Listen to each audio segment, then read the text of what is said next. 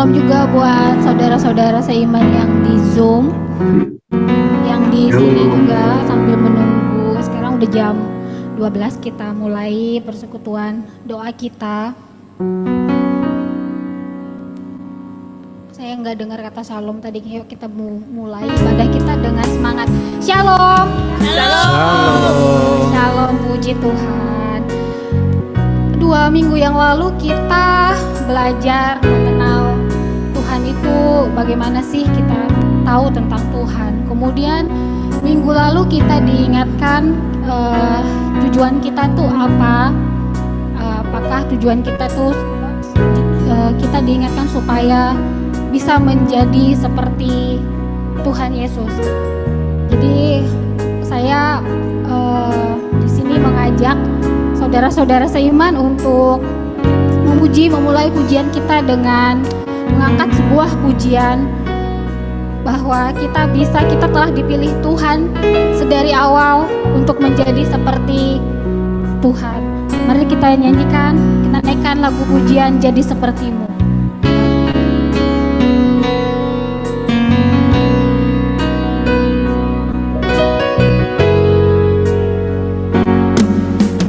Bapa kau setia, takkan meninggalkan, dan ku percaya Engkau milikku dan ku milik Tuhanku.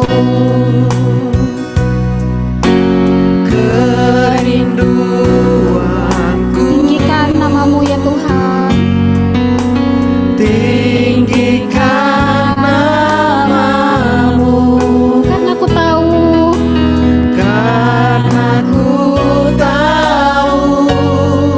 Engkau dalamku dan ku dalammu. Ubah hatiku Tuhan, ubah hatiku seperti hatimu, setulus salibmu, kasihmu Tuhan. Biar mataku Tuhan, biar mataku seperti matamu, pancarkan kasihmu, ku mau jadi. Ubah hatiku Tuhan, ubah hatiku seperti hatimu, setulus salibmu, kasihmu Tuhan. Biar mataku seperti matamu, pancarkan kasihmu, ku mau jadi.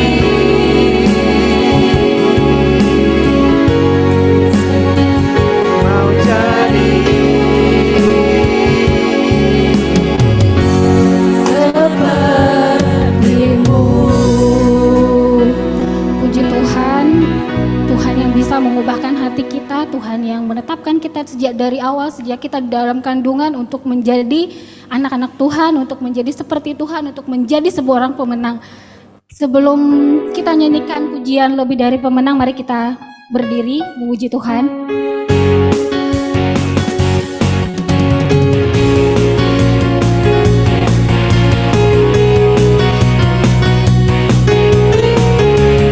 Haleluya.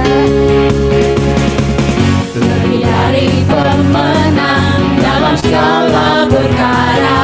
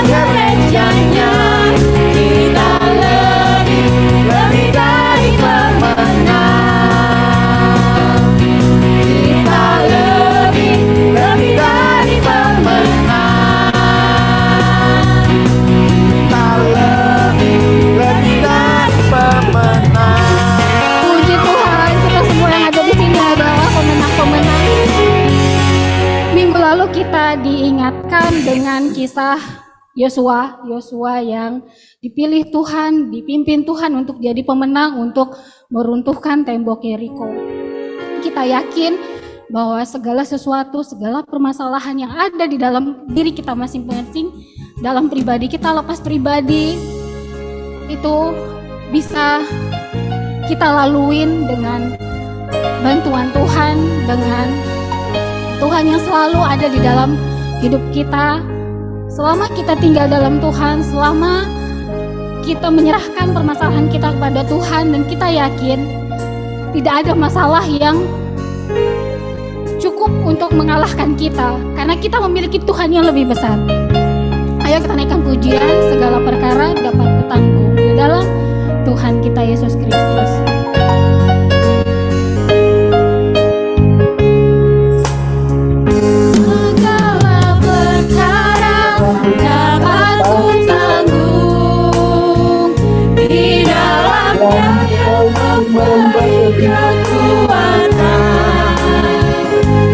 Tuhan Yesus penolong dan sahabat, tetap percaya Tuhan setia, Penolong yang setia, penolong yang selalu setia, memenuhi keperluanku. Tak pernah dia mengecewakan. Yesusku tak pernah berkhianat.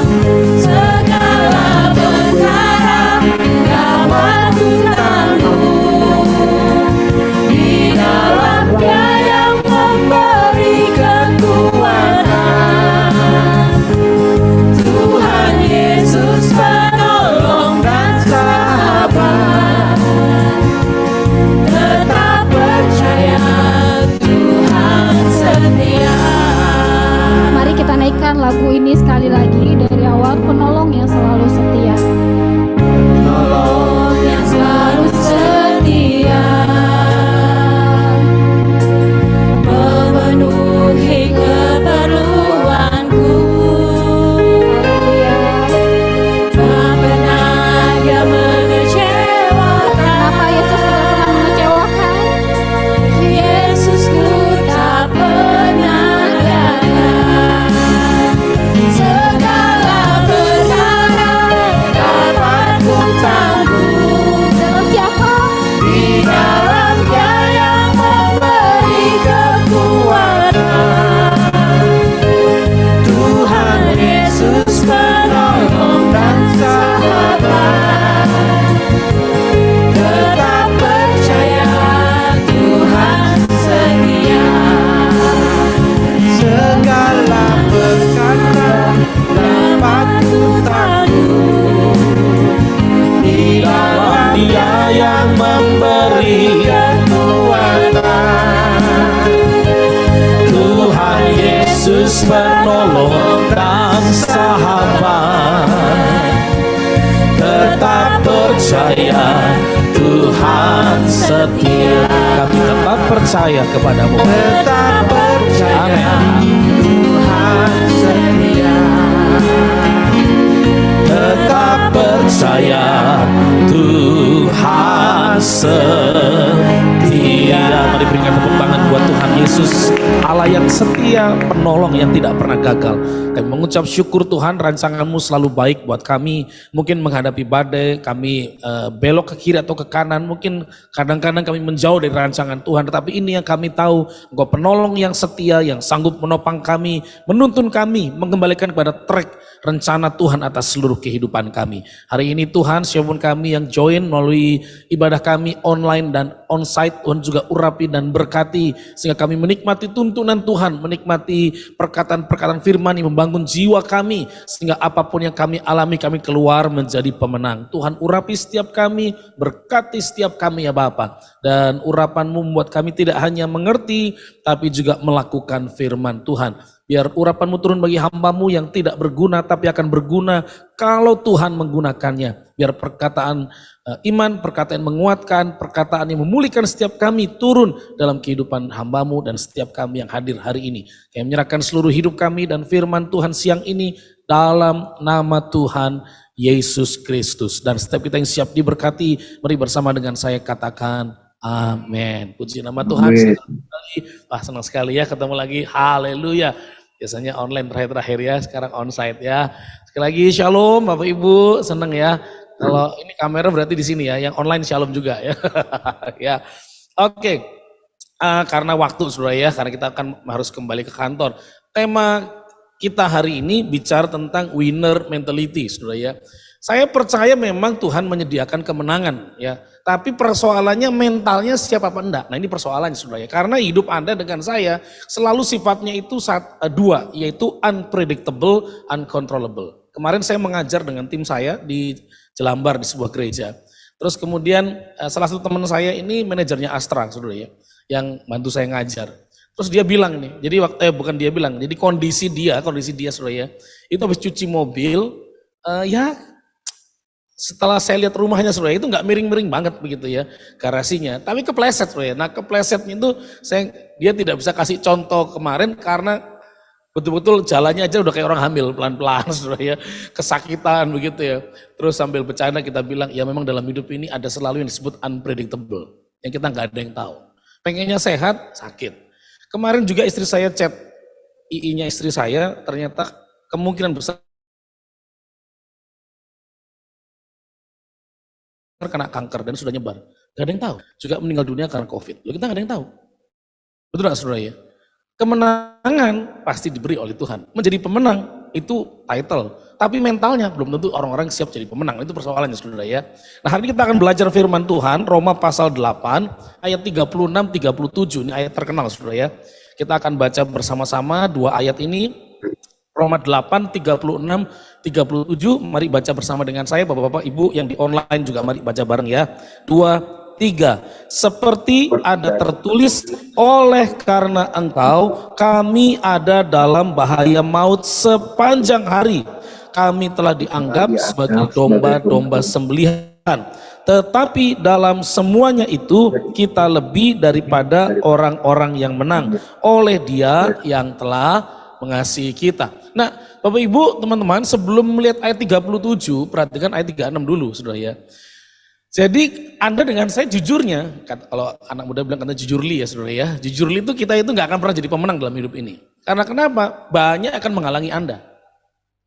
Loh, Anda kompetisi di kantor kompetisi juga. Jangan dengan vendor lain atau kompetitor perusahaan lain. Kadang dengan tim lain kita juga kompetisi begitu, dan kita ngerasa kadang dijegal teman lah, difitnah lah, diperlakukan tidak baik lah. Ada teman yang kerja gaya kodok begitu ya, berenang naik tendang bawah, berenang naik tendang bawah gitu ya. Dia berenang sambil nendangin orang di bawahnya begitu kan.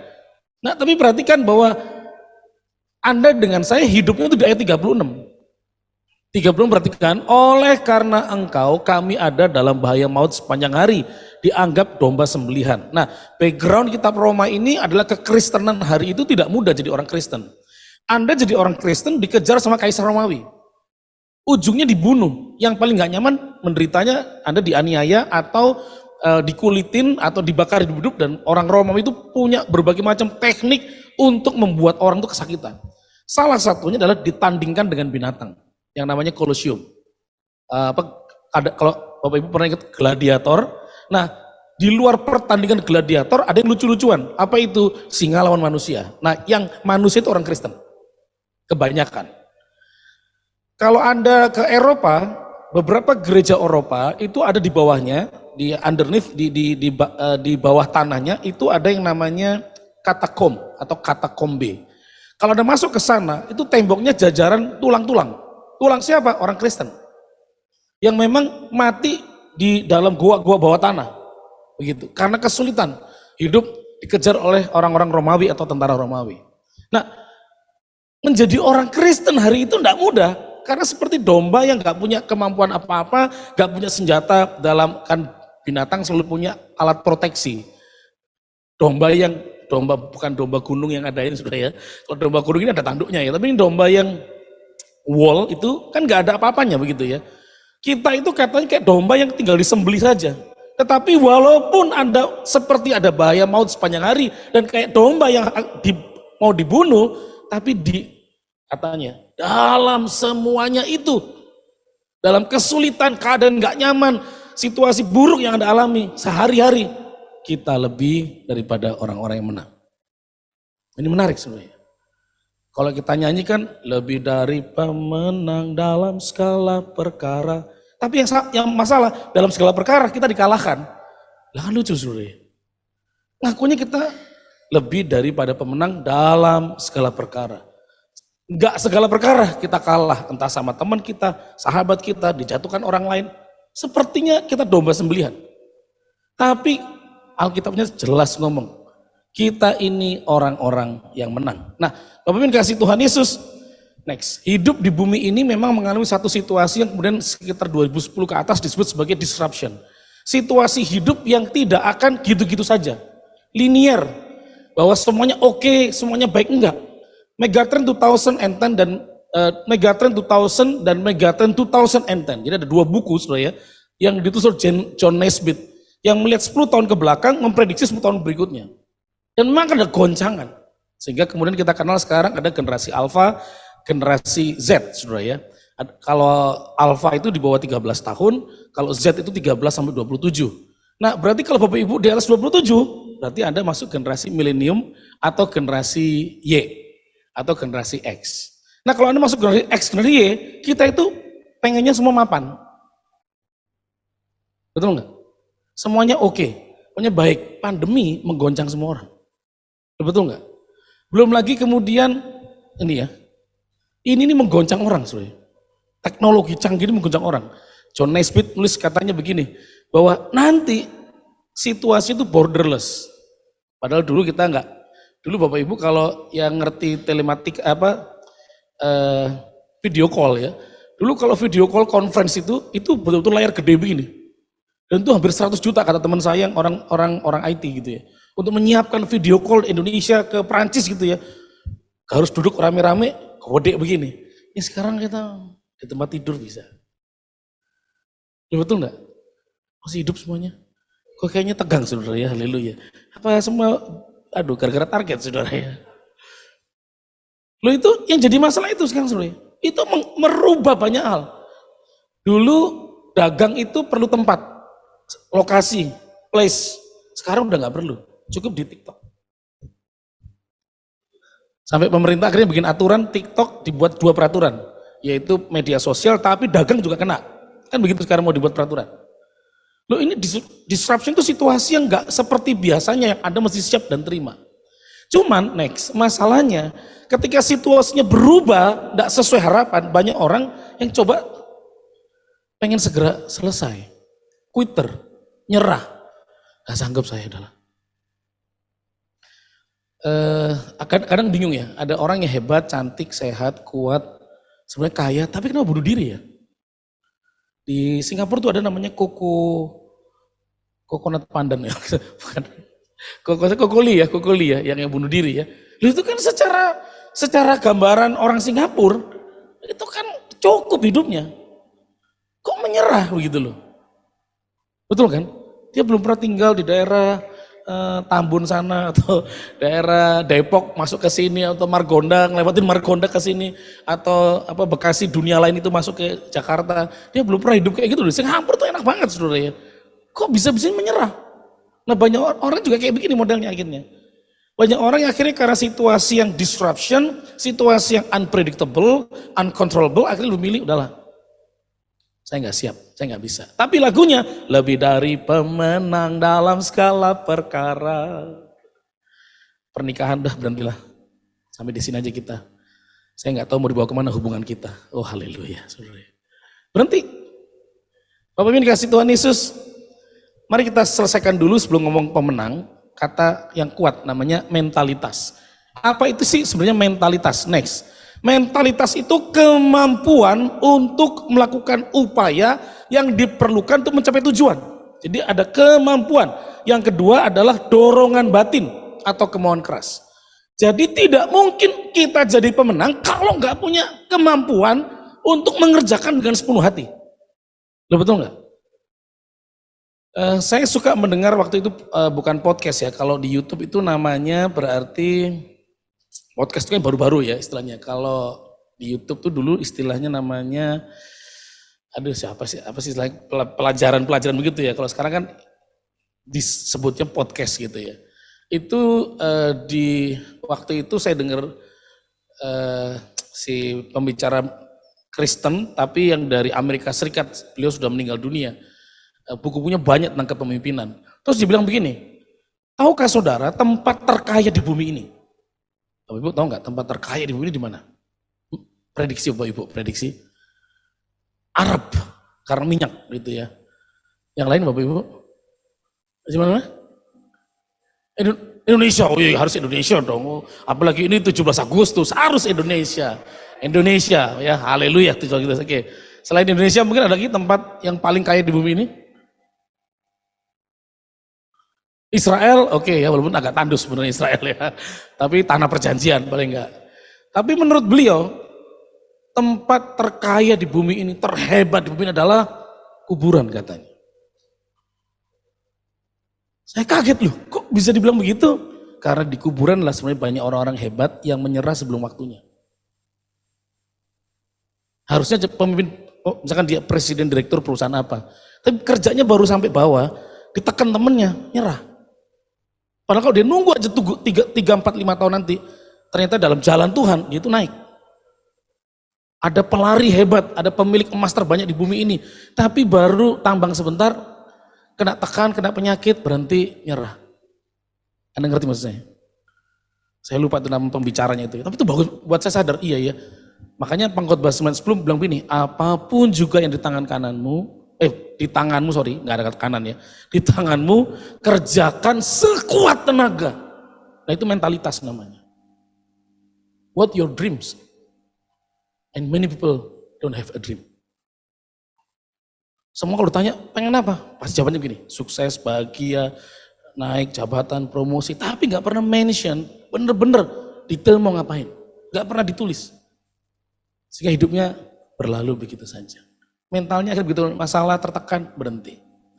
Bapak Ibu sebenarnya bicara mentalitas yang kuat, kita tuh dipelihara, dirawat dari mana? Dari rumah kita sendiri. Nah kita akan lihat sebuah film, teman-teman yang ada di Zoom semoga dinyalain supaya bisa ini ya, bisa dengar juga ya. Ini filmnya tentang protata lah Pak, tasyalah mamanya lah Pak, gitu saudara ya.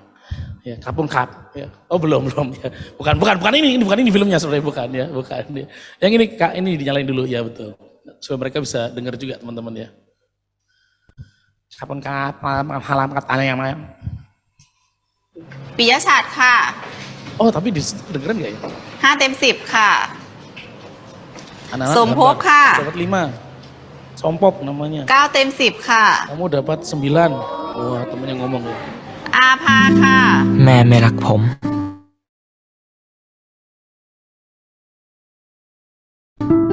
Tapi menurut dia, namanya dia kasih tahu 9. ไม่เคยมีเวลาที่จะสนใจผม Karena punya waktu. ป้าคะขอ ไม่เคยมีเค้กวันเกิด เหมือนคนอื่น Mama itu nggak pernah kasih kue kayak anak-anak yang lain. Saya tuh kalau ulang tahun nggak pernah dikasih kue gitu ya.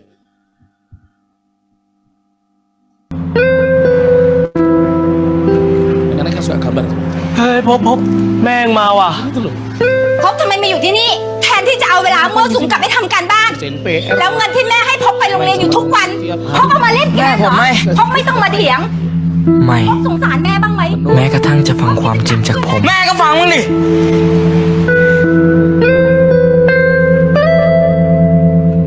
ในสายตาแม่ Buat mama saya itu ผ cuma มมันเป็นแค่เด็กไม่รักดี ไม่ให้ ก็แค่คอมอ่ะ ผ่อนเอาก็ได้นี่แม่ ค่าใช้จ่ายในบ้านมันเยอะแยะ ฉันจะเอาที่ไหนให้แก ถ้าได้อ่ะจะไม่ขออะไรแม่อีกเลย aku tuh ทั้งๆที่ก็ไม่เคยได้อะไรอยู่แล้ว ฉันไม่ให้ แม่ไม่เคยรู้หรอกว่าผมทำอะไรได้บ้างอะสนใจแต่เรื่องของตัวเอง ก็อยู่ไปคนเดียวแล้วกัน Jadi kalau gitu นานและคอมก็คอมผมนะครับ ขอแป๊บเดียวจะเสร็จแล้วเนี่ย lama nih cepetan. นี่พี่ตัว ครับผม ขอบคุณครับพี่ Dagang idenya. ฮัลโหลครับ Halo Ham, kamu Ham? ครับ Akap, bukan sorry. Akap lainnya. Dengar sebuah berita yang mengagetkan. Jangan kemarin waktu ก็อยู่ไปคนเดียวแล้วกัน mama itu jantungnya malah kena gitu ya.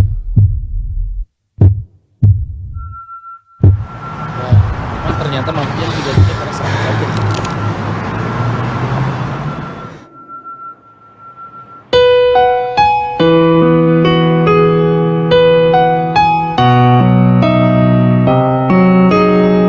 Dalam kesedihan sang anak yang kemudian mamanya apa? Mamanya itu rapi, yang sadar. ก็ค่าใช้จ่ายในบ้านมันเยอะแยะ ฉันจะเอาตังค์ที่ไหนไปให้แก Anda nggak ngerti, ngerti pas saya. Tapi seorang ibu สนใจแต่เรื่องของตัวเอง ไม่ให้ก็ไม่เอา gitu ya. Kalau nggak mau kasih, saya pergi aja. ป้าเตี๋ยวชามดิเส้นเล็ก Namanya bahkan tidak pernah makan di tempat dagang ibunya.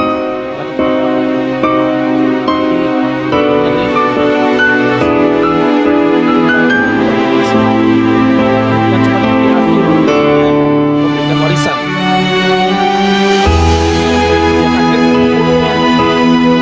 Kita masih di situ. เป็นผมเองต่างหาก Ternyata aku ya. ที่สนใจแต่เรื่องของตัวเอง Terus makin mama itu nggak mau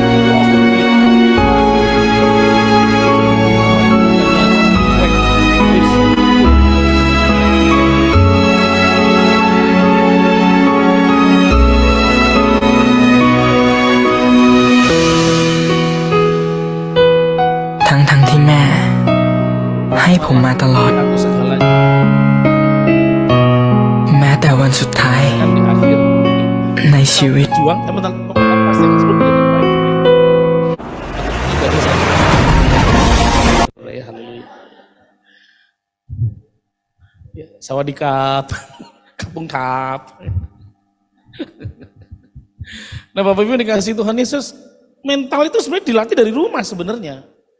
Mentalitas kita, dan kalau Anda jadi orang tua, saya juga punya anak 3, pernah bermasalah dengan anak saya nomor 2. Terus apa saya harus berhenti untuk enggak? Saya sempat sih saking marahnya saya bilang, ya udah terserah kamu lah. Kamu mau ngatur hidup kamu sendiri terserah. Kamu ingat ya, kamu tinggal di rumah saya, tidur di tempat saya bayarin sekolah kamu, baju saya beliin, makanmu masih sama saya. If you don't want, kalau kamu nggak mau ngikutin aturan di rumah saya, keluar. Kami pisah tempat tidur akhirnya, kamar. Tapi paginya waktu doa Roh Kudus ngomong, kalau bukan kamu yang ngajar anakmu, terus siapa? YouTube, Instagram. Saya nangis bro. Terus saya siang itu turun ke bawah, anak saya masih sekolah online, dia kaget karena semalam kita berantem keras, sampai adiknya nangis gitu ya, ngeliat kami tuh berantem. Saya datangi, saya peluk anak saya, Papa minta maaf, aku akan tetap sayang sama kamu, apapun yang kamu lakukan. Tapi kita janjian dulu supaya nggak berantem, itu saudara. Sejak itu saya dengan anak saya enak tuh, kalau lagi mau berantem udah ngerti ini salahnya di mana. Tapi kan mentalitas tuh perlu kan, betul nggak? Kemauan keras, daya dorong itu perlu. Alkitabnya jelas, kita memang lebih daripada pemenang. Tapi kalau nggak ada mentalitasnya, nggak ada kemauan daya dorongnya, ya nggak bisa jadi pemenang. Amin. Nah kalau begitu teman-teman, bagaimana kita mengembangkan mentalitas pemenang? Nah ini penting ya. Ada yang mengatakan 10 hal, 21 hal, 101. Karena waktu kita nggak usah banyak-banyak teman-teman ya. Bagaimana kita mengembangkan mentalitas pemenang? Yang harus kita lakukan pertama, nggak ada cara lain. Ayat 38 mencatat satu perkara penting, yaitu next, kita harus di dalam Tuhan. Karena kenapa? Yesus menunjukkan cara hidup pemenang. Betul nggak? Dalam salah satu buku dikatakan, kalau saudara mau jadi pemenang, salah satunya adalah Anda harus belajar memiliki inspirator. Inspirator is orang yang menginspirasi gitu ya. Menginspirasi kita untuk jadi pemenang. Misalnya saudara jadi petinju. Siapa petinju juara dunia yang akan kita tiru kan begitu? Betul nggak? Jangan juara tarkam, itu Agustusan saudara, itu antar kampung saudara ya. Kalau menjadi juara dunia, Elias Pikal kah, begitu kan ya. Atau Rambo, kalau Rambo jangan, saudara, itu cuma film ternyata begitu ya. Tapi itu menginspirasi. Ada mau jadi pelari siapa yang akan Usain Bolt mungkin. Daya larinya, tapi ternyata hitung-hitung badan kita sama dia, bagusan dia. Ya udah kita ganti, jangan Usain Bolt, ganti orang Asia. Lo kan begitu saudara ya. Supaya tahu nih. Nah Yesus menunjukkan pemenang. Dari mana? Dari semua sikap hidupnya. Orang yang hebat, pintar, ngerti agama, gak dekat sama orang berdosa. Yesus datangi orang berdosa. Walaupun ditolak, betul enggak? Walaupun di waktu menyembuhkan mereka, melakukan mujizat, ternyata suara mereka juga yang minta dia disalibkan. Apa yang dia bilang? Bapa, ampunilah mereka. Hebat saudara. Waktu orang-orang Yahudi ngomong, kalau kamu anak Allah turun dari salib. Gak bisa, bisa dia. Yesus punya kemampuan menyembuhkan tubuhnya lebih hebat dari Wolverine. Karena Wolverine itu cuma film. Loh Yesus bisa gak di atas kayu salib tiba-tiba keluar glek dari salib terus kemudian sembuh total, kemuliaan? Bisa gak? Bisa. Sangat bisa. Tapi dia gak lakukan, dipermalukan dia terima. Tapi Bapa, ampuni mereka. Loh hebat loh. Salah satu film yang sempat 2004 sampai 2008, 7 tahun sampai 10 tahun itu masih dipakai adalah film Passion of the Christ. Ketika pasca ini cuplikan film ini selalu dipakai waktu itu, waktu film ini muncul. Nah di film ini yang paling menarik buat saya, waktu saya masih jadi dosen teologi ya, saya memutuskan berhenti mengajar itu tahun 2019 sebelum pandemi. Jadi dosen teologi ya. Salah satu yang buat saya kaget loh ya, kayak dek gitu ya. Itu kan kalau kita nonton film Passion of the Christ, itu kan ini Bapak Ibu, kalau ditanya bagian mana dari film itu yang impresi banget. Ada yang bilang saat dicambuk, kayak deg-degan kan gitu ya. Aduh kasihan, saat Yesus panggul kayu salib, aduh kasihan. Nah kalau saya itu yang paling buat saya kaget itu adalah saat Yesus ditangkap di Taman Getsemani. Apa yang dilakukan oleh para penangkapnya, yaitu tentara Bait Allah, adalah meludahi Yesus. Waktu saya lihat Yesus diludahi, saudara, kaget, saudara, kaget. Karena kenapa? Saya ini dosen teologi ya. Mengajar apa? Mengajar tentang apa yang dilakukan Yesus. Saya berdoa mendoakan orang sakit disembuhkan, kuasa kegelapan hilang dalam nama siapa? Yesus. Dia nggak perlu pakai nama siapapun, nggak perlu pakai teori siapapun, dia ngajar atas namanya. Begitu diludahin, diem loh. Laki-laki, Bung.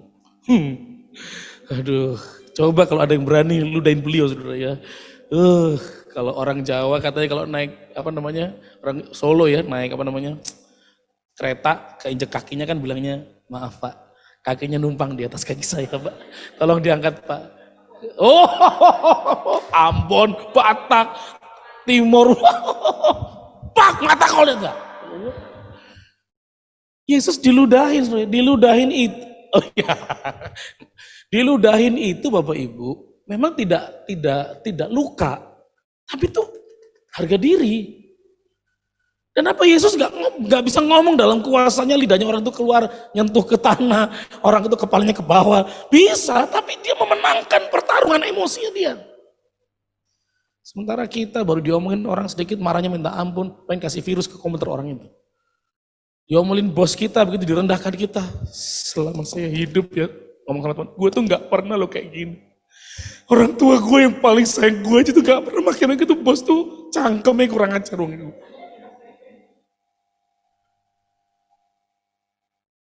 Kita belum bisa memenangkan kayak gitu-gitu. Kalau mau menang, next, harus di dalam Tuhan. Amin. Karena waktu otak kita mulai jahat, salah, Roh Kudus bisa ngomong, kasihilah musuhmu. Berdoalah buat mereka. Waktu semangatmu mulai merasa gak nyaman, udah capek, udah berhenti aja. Tenanglah hai jiwaku, mengapa engkau tertekan? Ada Roh Kudus yang mau takluk, kan gitu gak saudara? Kita punya inspirasi hebat Tuhan Yesus itu kalau dalam seluruh hidupnya.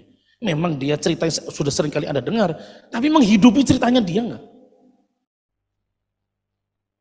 Dan ketika kita di dalam Tuhan, ada kemenangan. Yuk kita coba tes ya, teman-teman yang di online juga coba tes ya. Coba semua lipat tangan, 1, 2, 3 lipat tangan. Oke, sekali lagi 1, 2, 3. Oke, lihat jempolnya. Jempol perhatikan, jempol kanannya di atas bisa angkat tangan. Yang jempol kanannya di atas angkat tangan. Oh, banyak jempol kanan di atas ya. Jangan sampai lupa ini kiri apa kanan. Jangan sampai. Nah, ya, kalau jempol kanan Anda di atas, ini bukan salah benar Anda ya. Kalau jempol kanan Anda di atas, Anda dikendalikan banyak oleh otak kiri, keputusan-keputusan cara Anda hidup. Kalau Anda jempol kirinya di atas, berarti banyak dikendalikan oleh otak sebelah kanan. Nah, fungsinya itu kan beda-beda. Kalau otak kiri singkatnya dikenal sebagai IQ, otak kanan disebut dengan EQ. Kalau iya ngomong sendiri jangan gitu, ini gak usah, nggak bisa. Ini momen saya, kakak, gimana sih? Aku kaget tadi. Nah, Bapak Ibu, gue jadi lupa mau ngomong apa tadi. IQ, EQ, gitu ya. Nah, kalau IQ itu cenderungnya orangnya akan cenderung kepada data, analisa. Kalau ngajak ngomong orang itu tuh lebih baik jangan ngomong asumsi. Buktinya apa? Nangkep ya? Anda, Pak maaf Pak saya terlambat ini. Ya itu kenapa terlambat? Ini Pak dia nggak percaya. Kenapa? Gitu. Pak maaf ini kata proyeknya terlambat ini. Kenapa terlambatnya? Coba jabarin. Ini Pak masalahnya. Kasih tahu apa hari ini kenapa? Nah dia mesti detail. Tapi short term memory. Galak marah. Setelah itu bisa ketawa-ketawa di luar. Lupa. Nah kalau yang EQ agak baperan kadang-kadang. Begitu diomongin, nah apa sih kak? Aku tuh kesel banget sama dia, itu kok bisa sih kayak gitu. Kan dia tuh ngomongnya diatur, kayak dikunci dulu mulutnya, gimana diajar di sekolahin tuh mulut, mau comberan modelnya begitu. Kebawa emosi terus, sampai pulang ke rumah pun kebawa. Papi, mami kenapa? Jangan ganggu mami, jangan ganggu. Masalahnya udah selesai itu sebenarnya. Tapi perasaannya belum selesai. Orang yang ini, nah ini bedanya. Orang ini logikanya kuat, tapi gampang menyerah. Orang yang ini mungkin gak terlalu pinter, tapi EQ, emotional quotient, strugglingnya itu lebih kuat. Yang ini bisa pinter, tapi kalau tanpa Tuhan nanti licik nih orang. Orang ini struggle, kuat, kalau tanpa Tuhan dimanfaatin nanti. Makanya perlu namanya SQ, Singapore Airlines.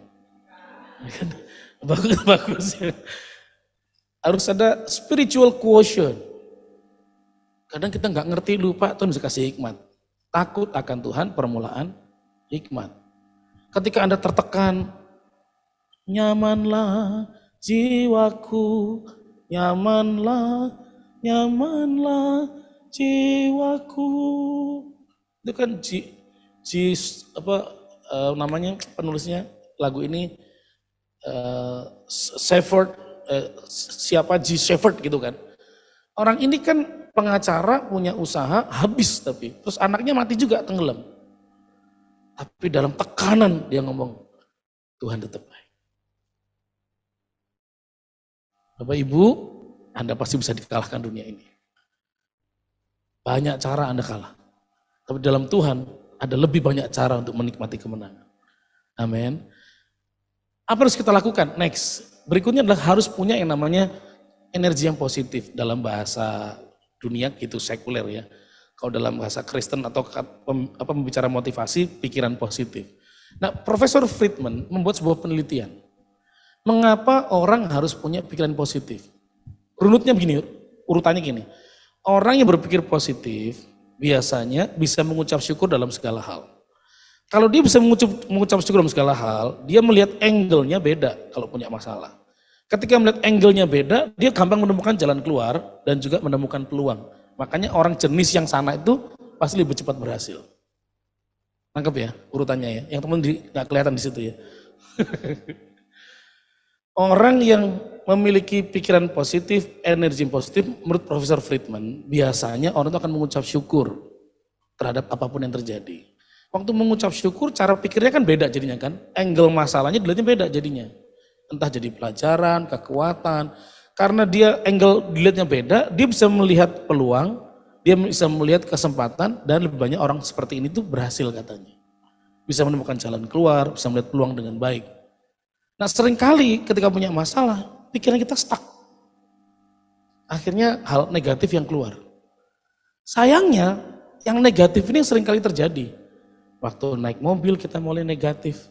Masuk kantor mulai nggak nyaman. Ketemu teman sudah mulai nggak nyaman. Lihat makanan pun jadi nggak nyaman. Sudah ya.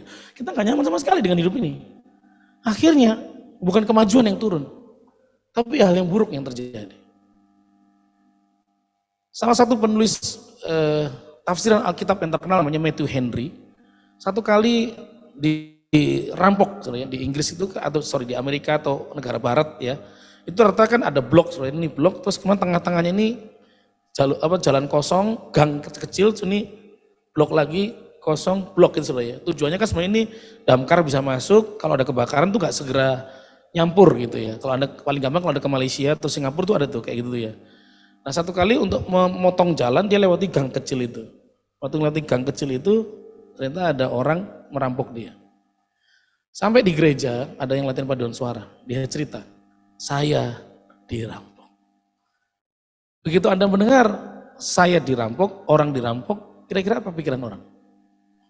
Maka macam-macam. Kalau yang baik bilangnya, aduh kasihan. Yang lebih baik lagi berapa tak transfer, berapa yang dirampok. Itu lebih baik lagi saudara ya. Tapi biasanya banyak yang lebih jahat. Udah jelas jangan lewat situ lah, makanya salah you sendiri. Udah itu kan gang kecil susah. Yang lebih jahat lagi. Rasain tuh. Rasakan kamu kan susah sekarang. Itu pasti kamu orang dikutuk Tuhan. Yang lebih jahat. Tapi ada orang nanya, terus pelajarannya apa buat kamu? Oh saya mau ngucap syukur. Oh kamu dirampok kok mau ngucap syukur? Iya. Saya mau ngucap syukur karena bukan saya yang ngerampok. Betul gak saudara ya? Betul kan? Bagus. Yang kedua, cuman uang saya yang dirampok, jiwa saya gak dirampok. Berarti saya masih bisa punya uang berikutnya. Yang ketiga, saya mengucap syukur bahwa akhirnya saya tetap walaupun dirampok, saya tetap bisa sampai ke rumah Tuhan dalam damai sejahtera. Sudut pandangnya orang tuh akan melihat sesuatu beda jadinya. Profesor Friedman mengatakan kalau orang tuh berpikiran positif dan mengucap syukur, itu jadi booster energi katanya. Buat orang itu mengerjakan setiap hari. Apa yang harus kita lakukan Bapak Ibu? Jadi coba cek diri saudara. Pikiran kita, hidup kita masih positif gak ya? Atau cuman marah, kesel, gaji belum naik, udah pindah kantor, jalannya susah, naiknya jadi kena ganjil genap, betul ganjil genap ya, waduh jadi susah lah, mobil cuma satu lagi, jatuh naik ini kemarin kecipratan, terus ngomel begitu atau ada hal yang baik? Saya tadi mikirnya tadi Raja Uli, kan saya liatin tuh Raja Uli, di mana ya kok gak ketok saudara, lagi lewat set, kan titiknya sebelah kanan saudara, kok gedungnya gak kelihatan ya? Apa di pojok, saya pikir di pojok itu kan ada apa, kalau maju satu lagi kan hotel saudara ya. Saya pikir itu yang, oh di sini, tempatnya baru. Dan puji Tuhan, gara-gara tempat baru saudara ya, saya enggak ngerti cara naik, haleluya saudara. Sampai dulu dia telepon, di mana? Di lift bu, apa kan show dekat itu kan, ya kan bentuknya begini kan, apa please show dekat kan. Saya pikir show-nya saya tunjukin di layarnya, kok nggak bisa, nggak ada orang ini betul mana? Ya apa cara dinaik gitu ya. Begitu saya mundur ngeliatin begini, Bu Lydia keluar, saya baru di bawah ternyata. Ya puji Tuhan gak ada orang. Saya mengucap syukur, gak ada orang jadi saya gak malu. Cuman ada satpam yang liatin saya di CCTV, bego tuh orang bego. Di bawah Pak, di bawah gitu. Orang juga bego, kenapa ngomongnya dari situ gitu ya. Turun kayak ngasih tahu saya gitu. Bapak Ibu, percayalah kita harus punya energi yang baik. Amin. Apa harus kita lakukan? Beranilah gagal. Orang yang tidak pernah gagal biasanya nggak pernah coba. Betul nggak? Anda tidak akan pernah tahu kemampuanmu, kekuatanmu. Beranilah gagal. Minimal kita setengah berhasil. Sudah pernah mencoba.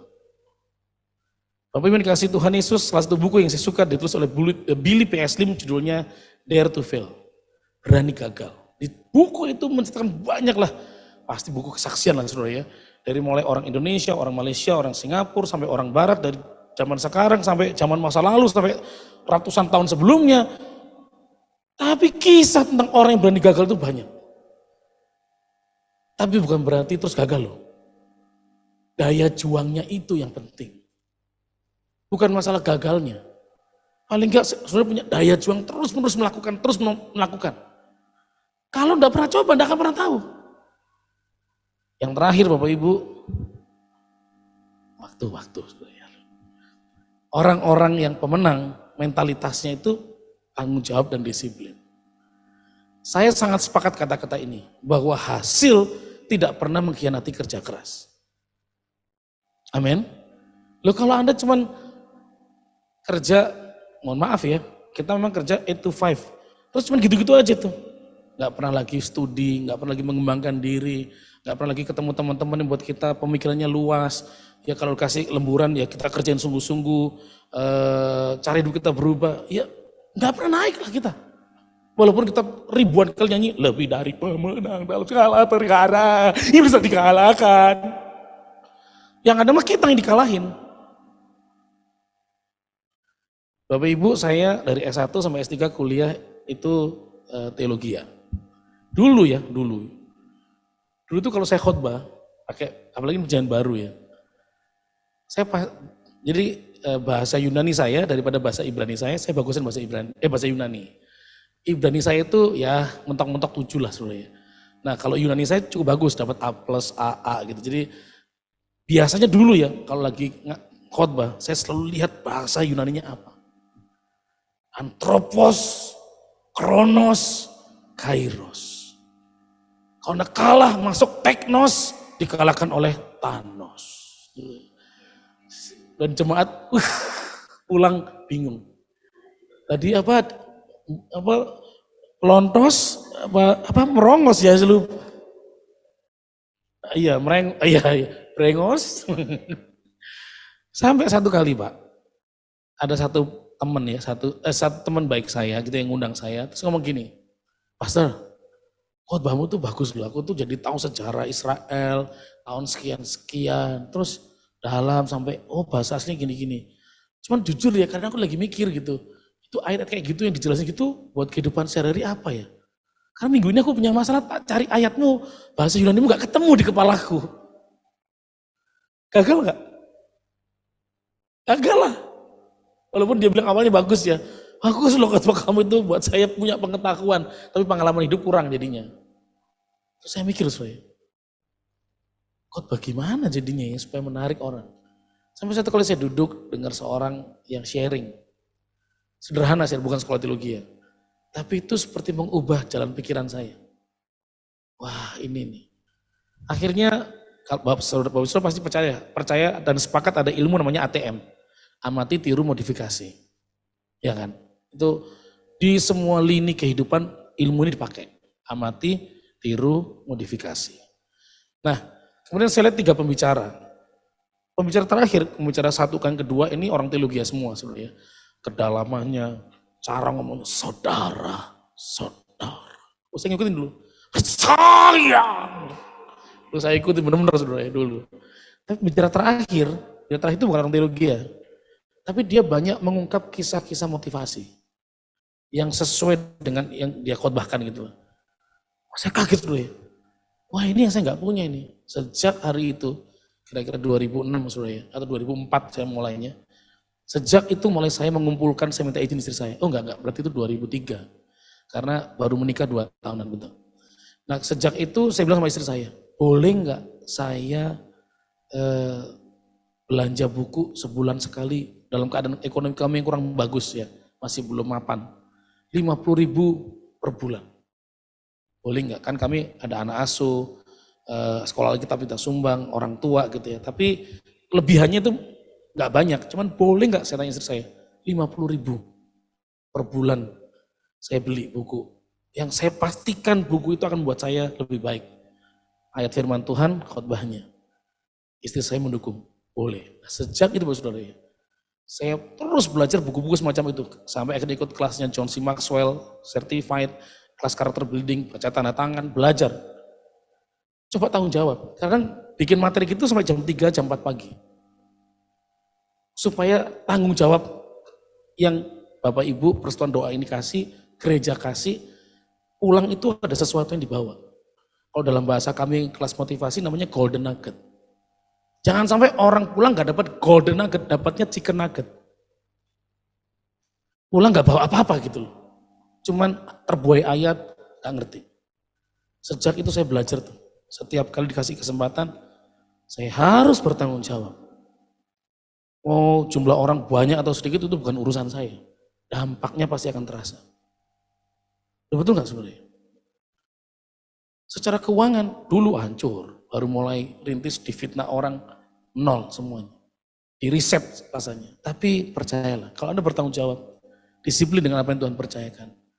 Di bidang apapun saudara, mau sekuler maupun rohani, sepanjang kau tanggung jawab dan disiplin, mengerjakan bagian kita setiap hari, tetap kemenangan diberi. Step by step, satu tangga demi tangga yang lain, Tuhan lakukan. Amin. Bapak Ibu, kadang-kadang rumah itu menjadi persoalan. Next. Rumahlah yang kadang membuat orang itu mentalnya kuat, tapi juga rumah juga menghancurkan orang. Wanita ini namanya Dani Johnson, menuliskan sebuah buku tentang mengembangkan anak dengan judul buku Grooming the Next Generation for Success. Bagaimana menumbuhkan anak-anak itu menjadi anak yang sukses berikutnya. Tapi Anda tahu, Dani Johnson ini lahir dari keluarga yang bermasalah. Bapaknya kena narkoba, suka mabuk, suka pukulin ibunya, KDRT, tendang dia juga, tendang adik-adiknya. Rasanya gak ada masa depan di rumah tangganya keluarga Dani Johnson ini. Bahkan nama Dani itu nama laki-laki sebenarnya, tapi lahir perempuan. Jadi mentalnya dia di rumah ini, mental pecundang. Kalau bisa hidup ini mati, mati aja. Merasa gak punya masa depan, gak punya harapan. Tapi waktu berjumpa dengan Tuhan, nah itu menariknya dia. Di SMA lah dia berjumpa dengan Tuhan. Nah sekolah Kristen itulah waktu dia berjumpa itu mengubah cara berpikirnya dia. Tadinya dia gak mau menikah karena saya gak mau lihat laki-laki atau nanti kayak bapak saya, anak saya gak mau nikah. Tapi ketika orang mengalami perjumpaan dengan Tuhan, cara hidupnya baru, cara berpikirnya baru, semangatnya baru.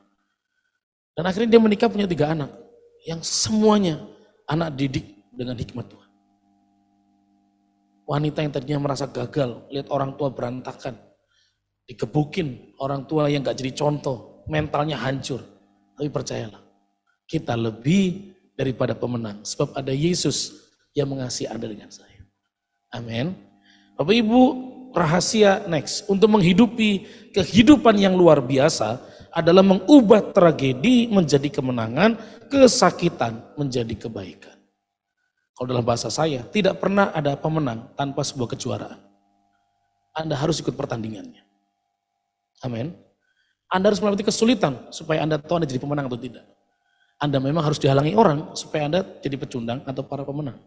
Yang tetap akan terus memiliki daya juang, mengerjakan, melakukan, tidak berhenti, tidak terhentikan. Biar Tuhan akan menolong Bapak Ibu Saudara hari ini tetap menjadi pribadi-pribadi yang setia mengasihi Tuhan. Lebih dari pemenang karena punya mentalitas. Sekali lagi ya, mentalitas. Di dalam Tuhan Anda pasti lebih daripada pemenang. Di dalam Tuhan, tapi mentalnya perlu dilatih. Kiranya Tuhan akan menolong setiap kita. Amin. Tuhan Yesus, mari jamah setiap kami hari ini waktu mendengar perkataan firman, biar firman itu berbicara lembut di hati kami ya Bapak.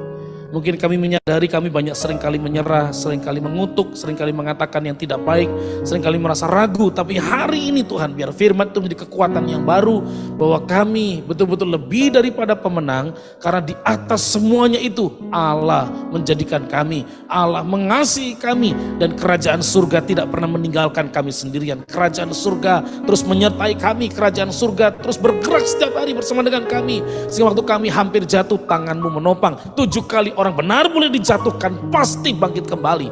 Karena tangan Tuhan tidak pernah terlambat menolong kami.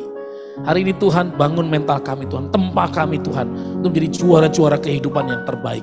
Sehingga dimanapun arena yang Tuhan taruh dalam hidup kami, mungkin di jalanan dengan mobil kami, mungkin di kantor dengan target-target kami, mungkin dengan komunitas kami, dengan teman-teman pembicaraan kami Tuhan, mungkin dengan orang-orang yang menunjukkan kesombongan, kehebatan, dan kami belum mampu. Kami bukan menyerah, tapi kami mengerjakan yang terbaik. Mari Tuhan urapi setiap kami, mendengar firman, kuatkan kami untuk melakukan firman. Berkati setiap kami yang lemah, berkuatkan kami yang mengalami letih, lesu, berbeban berat. Tuhan berikan kekuatan yang baru. Dan biar firman hari ini membekali hidup kami berjalan dalam tuntunan Tuhan. Kami menyerahkan, Hamba menyerahkan setiap orang-orang percaya hari ini, kami yang onsite dan online dalam nama Tuhan Yesus Kristus. Setiap kita ini diberkati, yang mau melakukan firman, mari bersama-sama katakan amin. Amin. Puji nama Tuhan. Silakan Kak. Ya, terima kasih Bapak Pendeta untuk khotbahnya yang sangat semangat. Kita sudah tahu kalau di mana letak kelenturan Bapak, karena sekolah terus ya Pak. Semoga kita semua jadi pemenang yang benar-benar pemenang, bukan nyanyi aja ya. Terima kasih Pak, diberkati pelayanan Bapak, keluarga, semuanya. Ya, terima kasih juga untuk para jemaat yang sudah hadir, yang di Zoom juga. Saya ambil alih dari WL, saya mau tanya dulu sebentar. Minggu depan itu kita kan hari kejepit. Yang di sini pada cuti bersama nggak? Jadi kita tetap, berarti kita tetap onsite dan online ya. Terima kasih. Pengumuman minggu depan jadi tanggal 18 Agustus kita akan dilayani oleh Bapak Pendeta Christopher Tapiheru. Terima kasih juga persembahannya yang diberikan di nomor yang tertera dan di flyer juga ada ya. Dengan persembahan Bapak Ibu sungguh memberkati banyak orang terutama di tempat ini. Ya, kita akan mengakhiri ibadah kita. Bapak nanti minta tolong doa syafaat ya Bapak. Saya undang untuk berdiri. Nanti doa syafaat dan doa berkat dari Bapak. Kita akan nyanyikan turun satu lagi. Kuasamu terlebih besar. Silakan.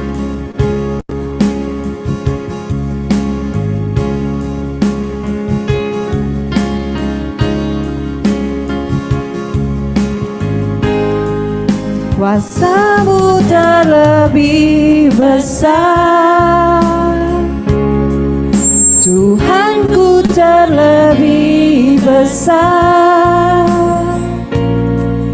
tak pernah terlambat dan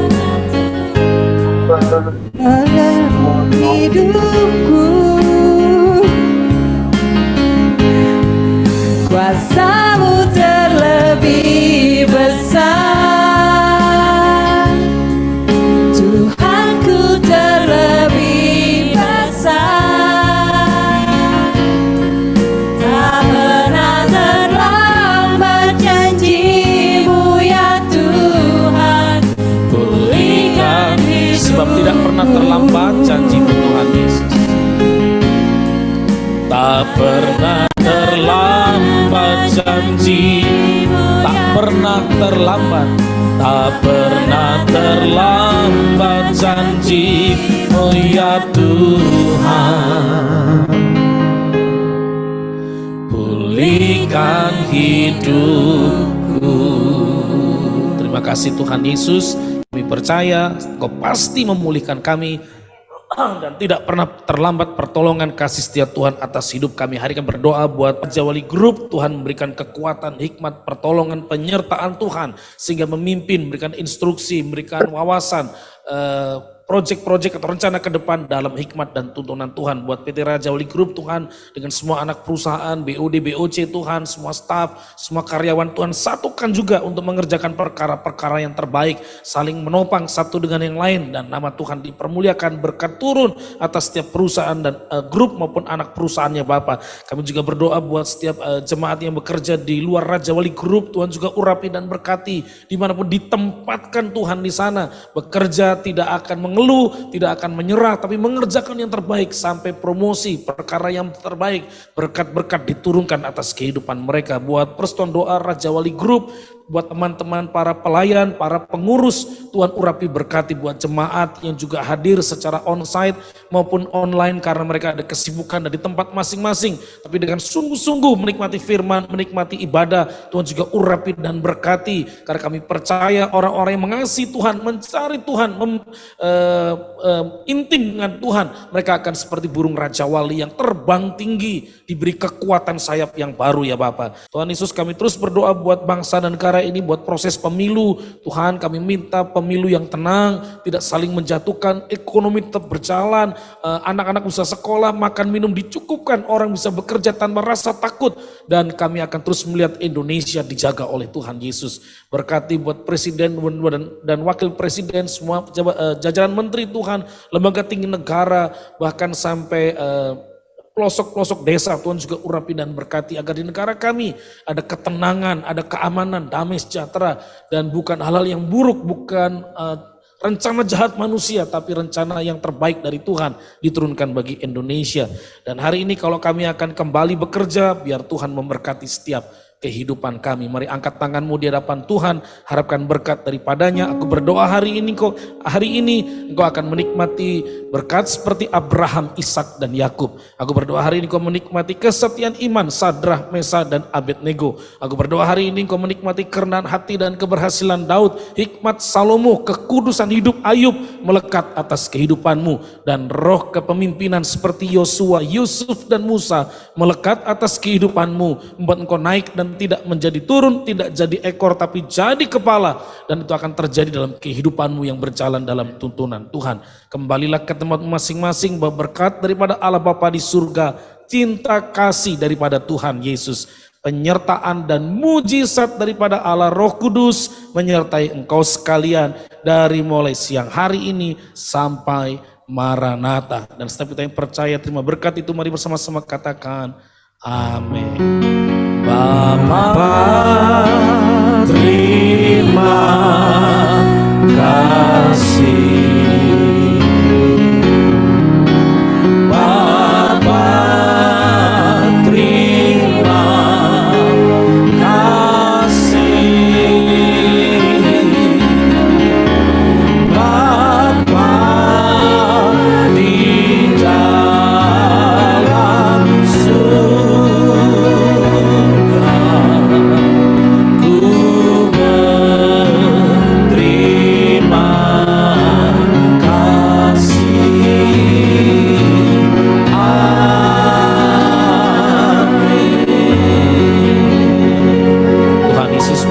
sampai jumpa Jumat depan Bapak Ibu.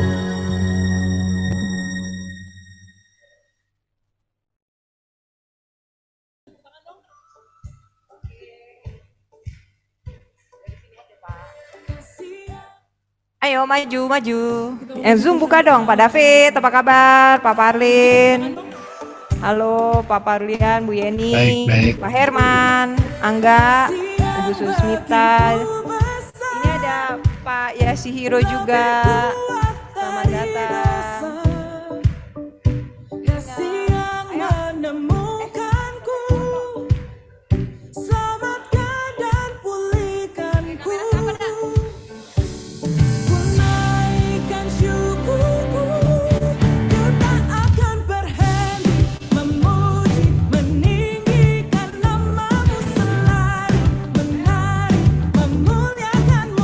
Ya, siap-siap yang di Zoom. Pak Ruli, tolong itu Pak, ambil. 1, 2, 3.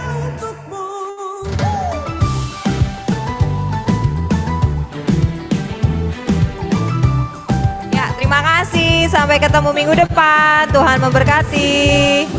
Pak.